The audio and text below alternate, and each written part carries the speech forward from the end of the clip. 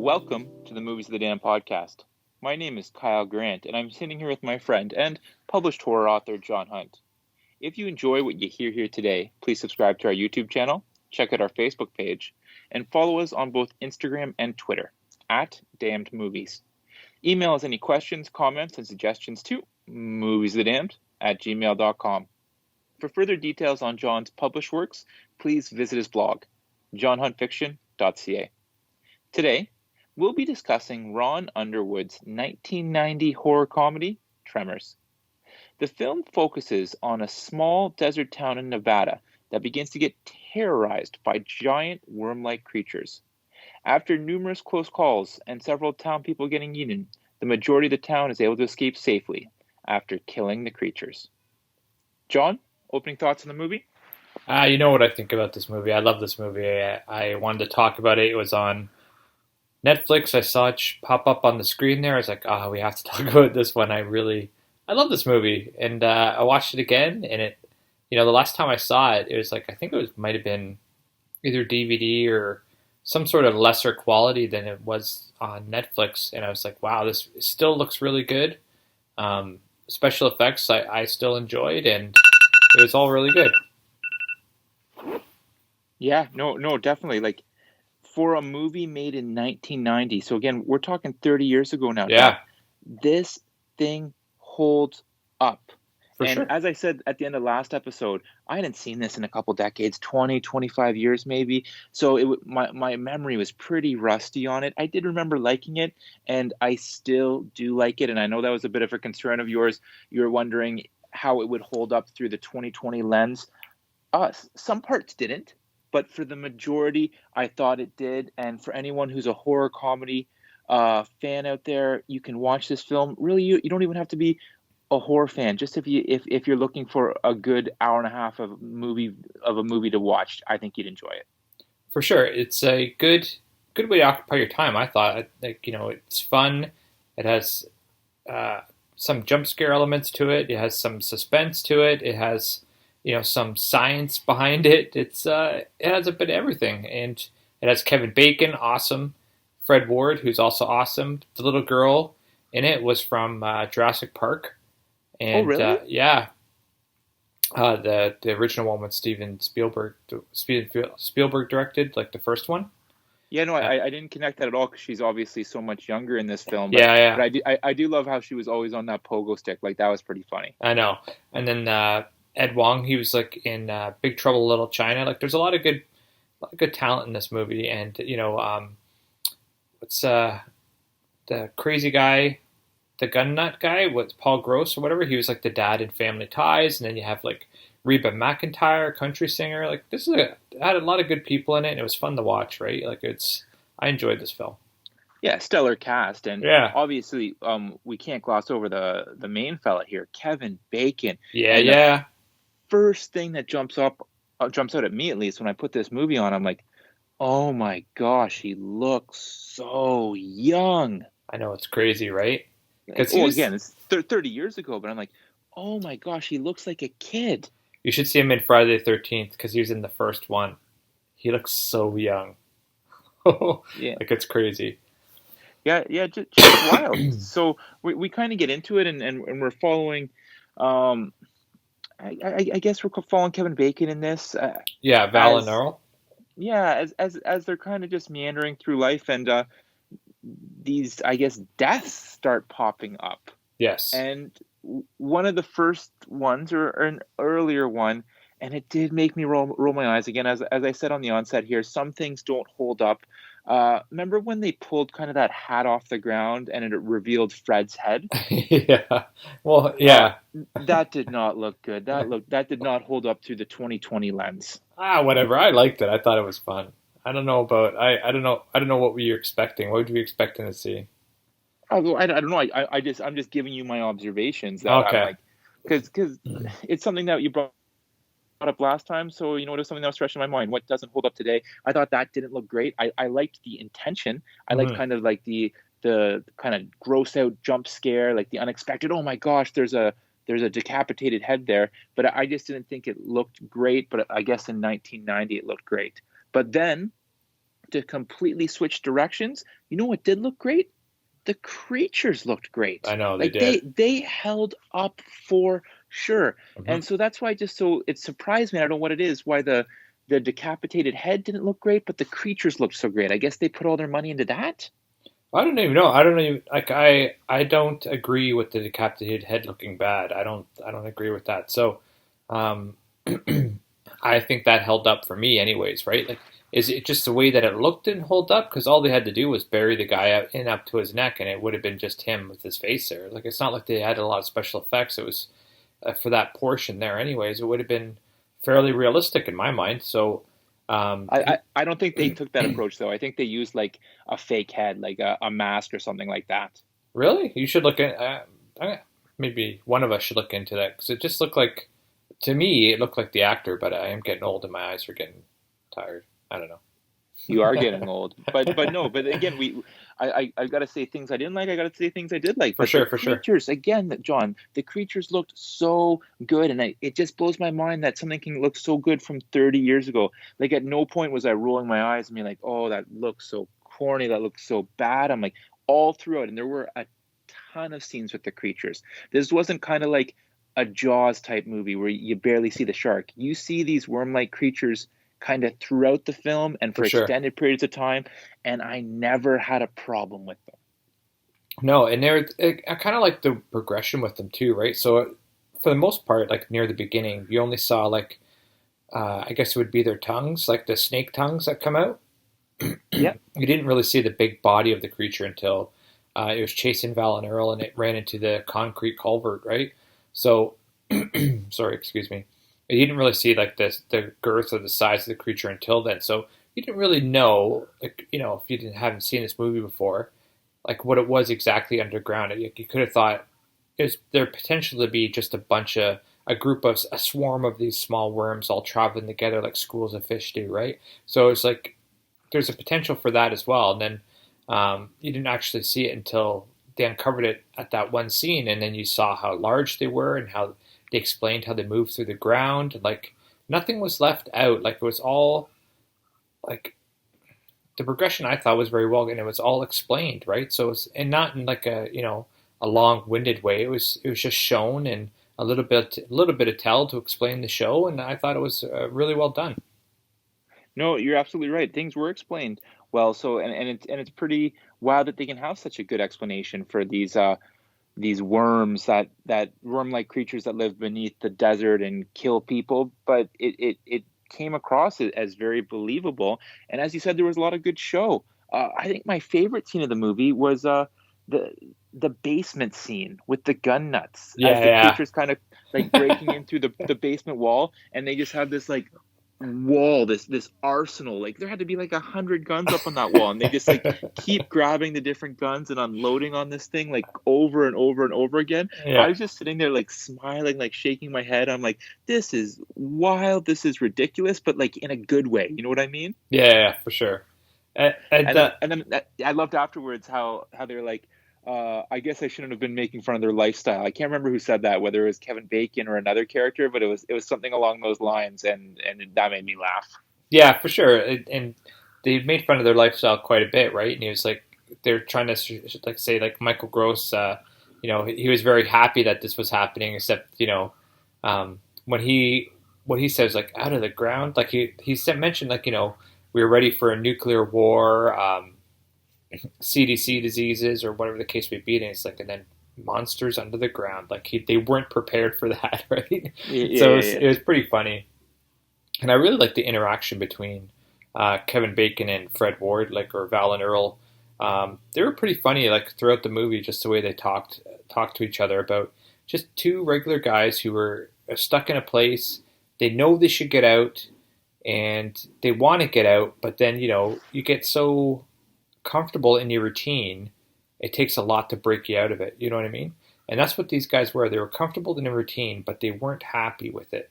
And They were stuck in a rut. exactly. So what was it? They were emptying the septic tank or whatever it was.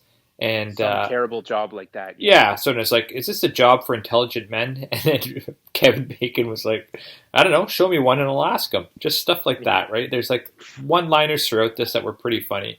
Like, and Earl's like going, has anybody ever seen these before? And he's like, oh, sure, Earl. Everybody knew about them. We just didn't tell you, right?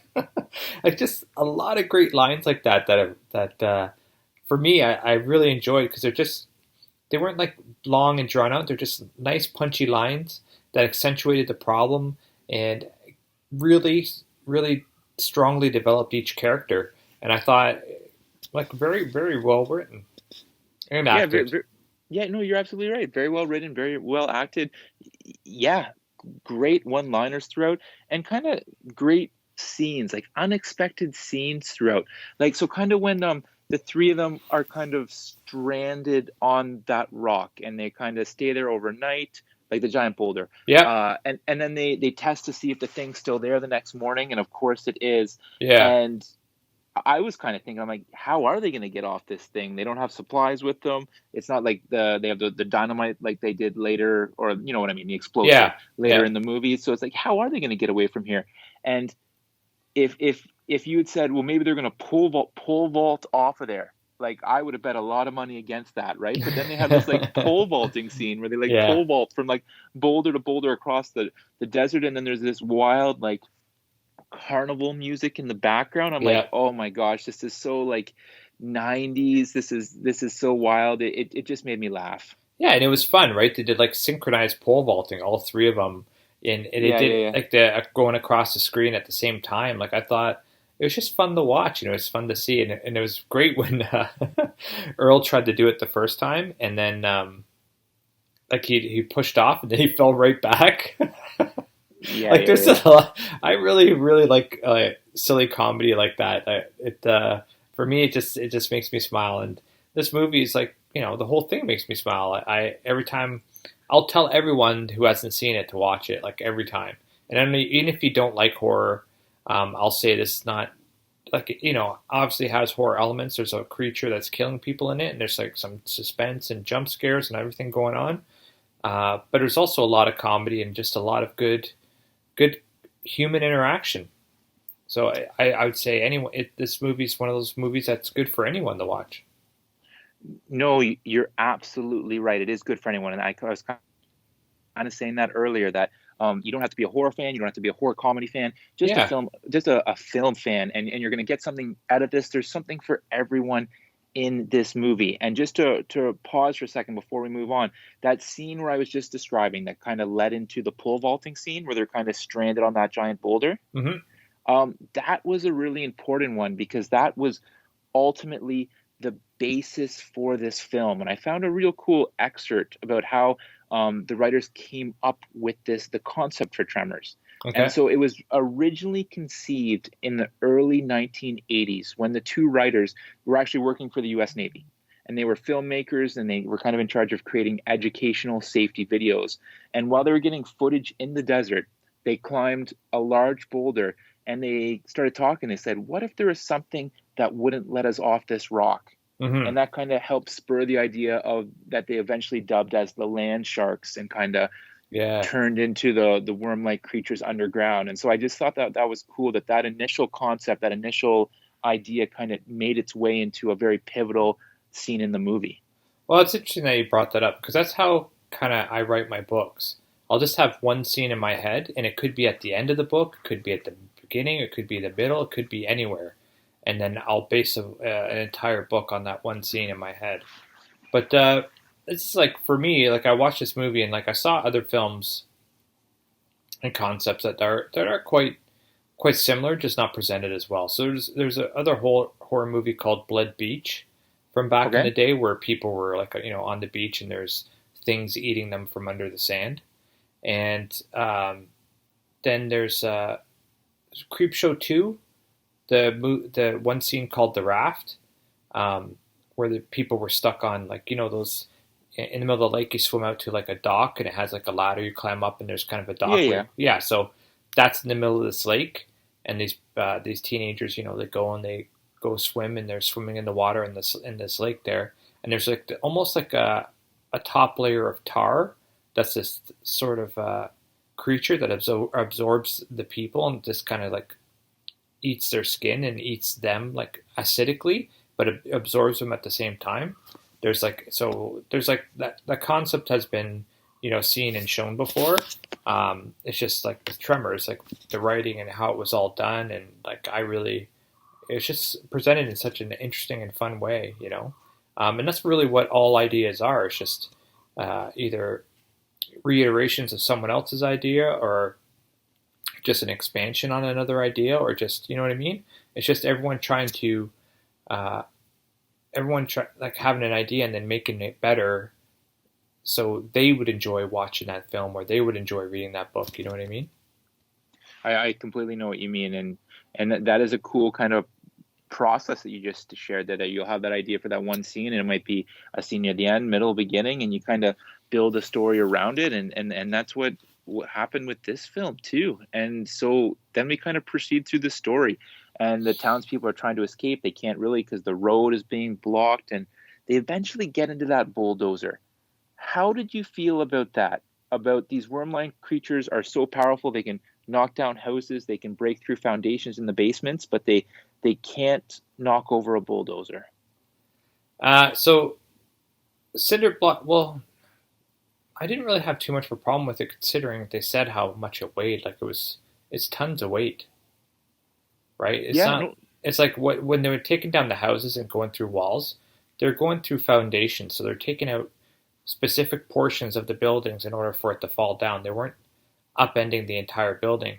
Now this tank that was very heavy, or this cat that was very heavy and moving, um, there's no one point that they could worry at and have it uh, compromise the integrity of the machine or the weight, or have it fold in upon itself.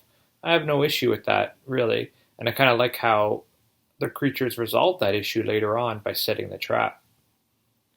and I thought that was cool as well, because it was very interesting that the creatures weren't dumb. They were kind of learning and almost evolving, and it was really showing that they had some intelligence, if you know what I'm saying. Yeah, for sure. They're planners. They're able to. So that's the interesting part. Like most animals can't do that. They can't say they can't. They live extremely entirely in the presently in the moment, right? So it's like they're not able to really think. Okay, if I do this, then this will happen, right?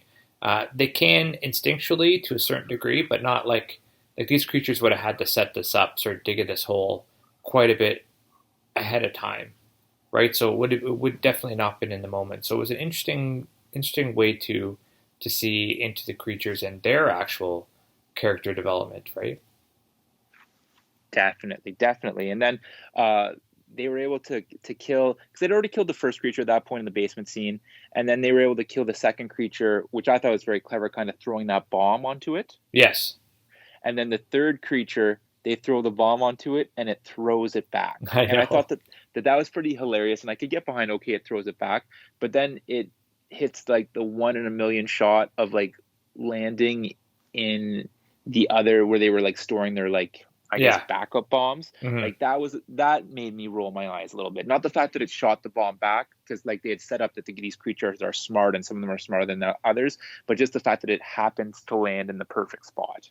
Well, I don't have a problem with that, only because you've experienced it yourself, Murphy's Law and all that type of stuff, right? So, Yeah, yeah, yeah. you get into your car and, the phone slides out of your pocket. And it goes in the one crack in the car that you can't get your hand down. So you have to like get out of the car and move your seat around to get the phone. Like it doesn't happen very often, but it does happen. So it's like just odd little things like that that can and do happen, especially when you don't want them to. So I really didn't have an issue with that at all. And you know what? I didn't so much either. Like I said, just a brief eye rolling moment. But you're Yeah, yeah. absolutely right. Sometimes these things can happen.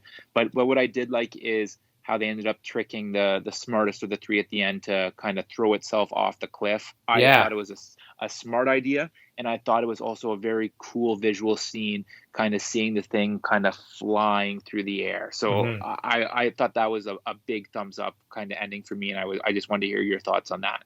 Oh, I like all this movie, so that part was a lot of fun for me. For whatever reason, it reminded me of Thelma and Louise. Oh, you know what? That didn't cross my mind, but you're absolutely right now that you mention it.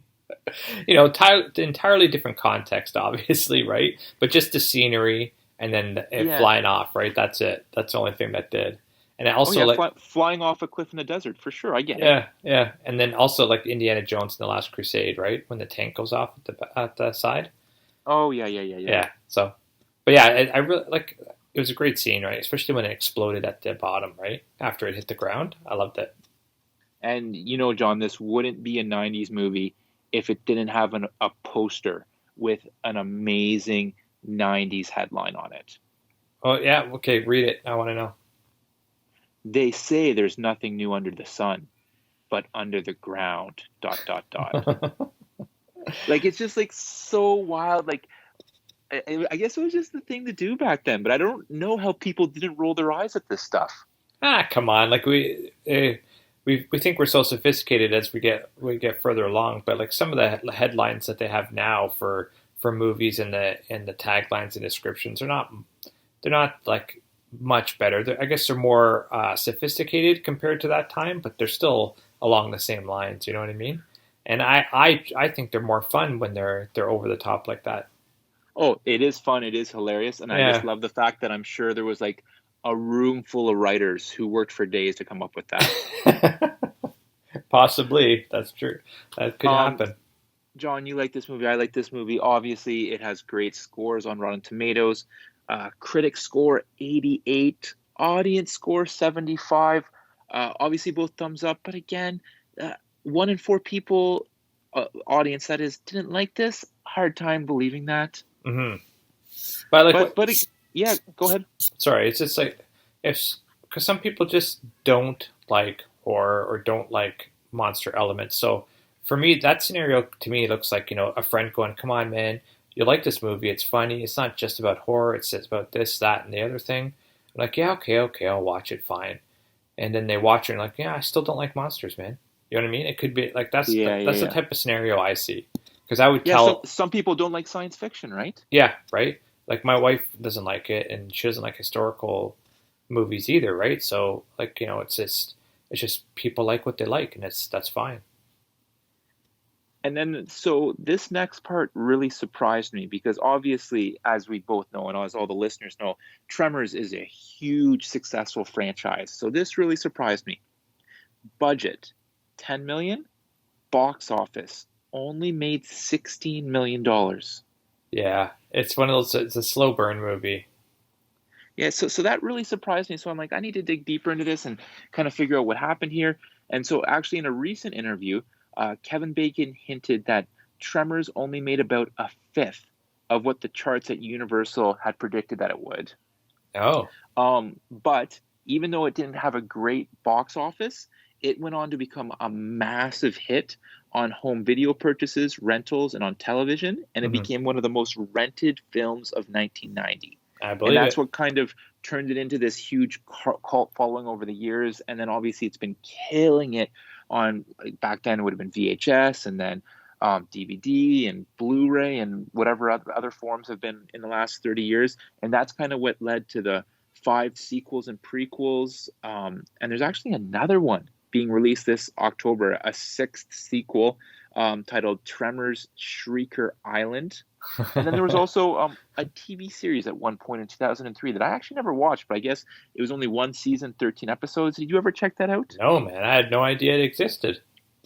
Yeah, so that just again just shows what big of a what how big of a franchise this thing became. And it's just so funny that a film that only made 16 million at the box office led to all of this throughout the next 3 decades. I know, no kidding, right? It's crazy, Yeah, but just wild stuff. people just didn't take the opportunity in the theaters, and then afterwards, it's like it's very it's odd how these things happen. Like it might have been a marketing problem or a promotion problem. Like who knows?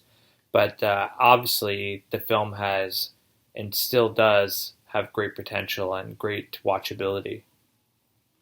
Definitely. And now, one question I wanted to ask you is, I know you love this film.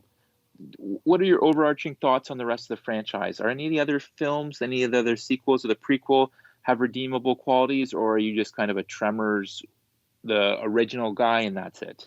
I've never watched a sequel or a prequel.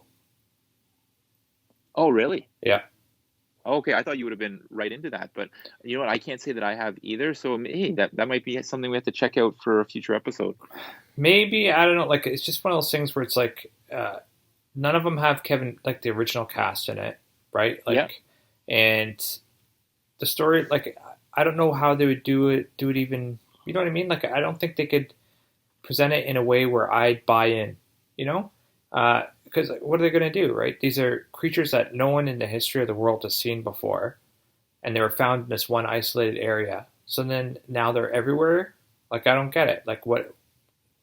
I don't think. I don't think. I just didn't want to have to leave being disappointed or watch the film and be disappointed. You know. And that makes perfect sense. So just leave it at Tremors 1, but who knows? Maybe we'll end up checking another one of them out because they had to have gone somewhere to make so many movies and a TV series. True story. Well, buddy, anything else to add on this one? Negative. Um, Only thing I have then is just to talk a little bit about the movie we're going to be discussing next week. And to be honest, John, this is one that I am really excited for. And it's Oh, one that I didn't know was coming up, didn't was coming out, sorry, didn't know anything about it, but I just flicked on Netflix the other day and I saw the trailer for this and it blew me away.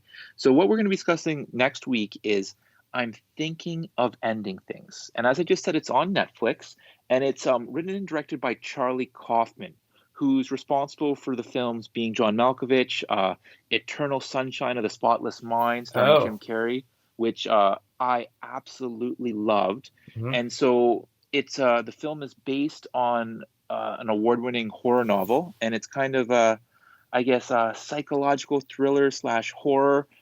I don't know what to expect. hmm. All I know is that the trailer on Netflix absolutely blew me away. So for anyone who's looking at a movie they'd like to check out, watch that trailer and I'm sure you'll be hooked like me and I'm really excited to watch it and I hope it's good. I hope I'm not leading us astray here.